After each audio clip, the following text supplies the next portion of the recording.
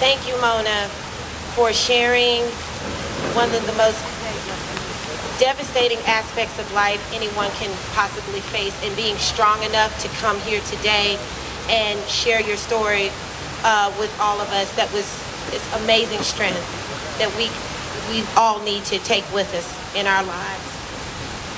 Our next speaker is Susan Fretwell. She's a 40-year-old mother of 3 who has been married for almost 20 years. Susan has been a certified nursing assistant for 15 years. Susan is close to finishing her bachelor's degree in, of all things, human services and management. Susan stated that she had been working on her degree in 2000 before the ordeal with DHS happened, and she had no idea of the nightmare her family was going to endure.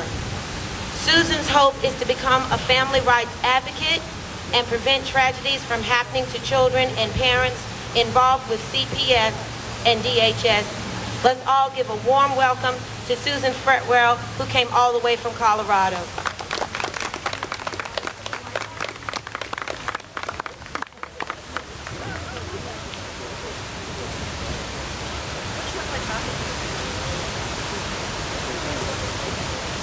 I was going to do this speech last year, but everybody ran over the allotted time for speaking. I've updated this due to a tragedy. My best friend's son committed suicide August 1st, and he was a former foster child in the same county.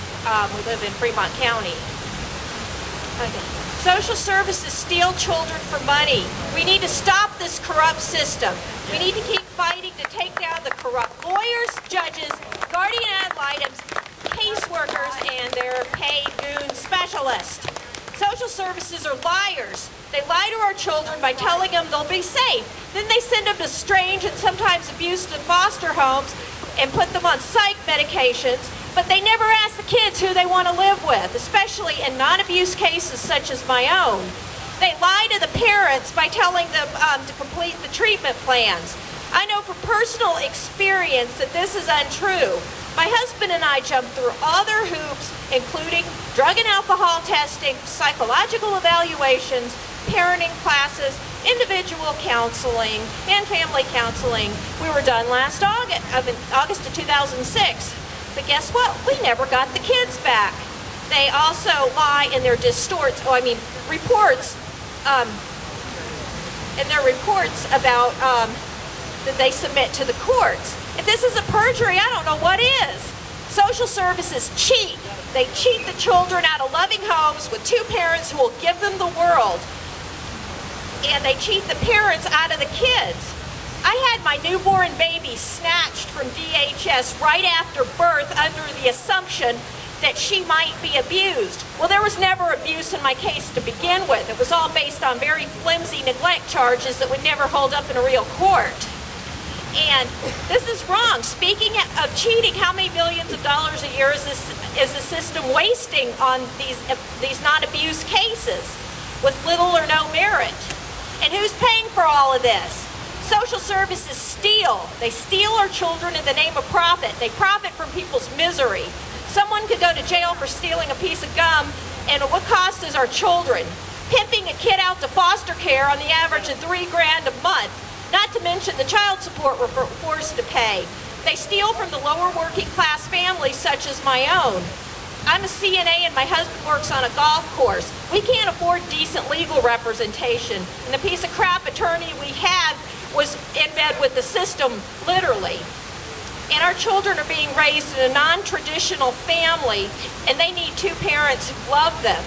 Do these low-level government bureaucrats have any compassion, moral, or ethics? It doesn't look that way. I've started Social Services Sucks on MySpace last year, and I have read many heartbreaking messages and posts about children being abused, starved, and even killed while in foster care. I know firsthand about parents losing their kids and then committing suicide, as well as former foster children just ending it all. How much blood is on social services' hands? There's a judge in Fremont County, where I live in Colorado, who gets all the DHS cases and always rules in favor of DHS, never the family, except in one case where she did turn a child into a sexual abuser. a convicted child molester. She likes those type of people. And we've all been violated emotionally, psychologically, and financially, and then kicked some more when we're down. And guess what? My husband and I are only allowed to see our 3 kids for 2 hours a week in supervised visits in my mother's backyard where we're treated like dogs. And her controlling partner won't even let my son's father, my husband, take him golfing and me take him swimming. And this parental alienation is destroying my children. Every time we see the kids, our little boy Robert asks when he can come home. Does anybody care besides us? This is absolutely heartbreaking. DHS stole our newborn baby, like I said before, under the speculation that there might be abuse. There was never any abuse whatsoever in my case. And our baby daughter doesn't even know what a home with a real father is. I've written and pleaded with everybody, the media, Congress, the senators, governors, all to no avail, and I'm not shutting up until we have justice.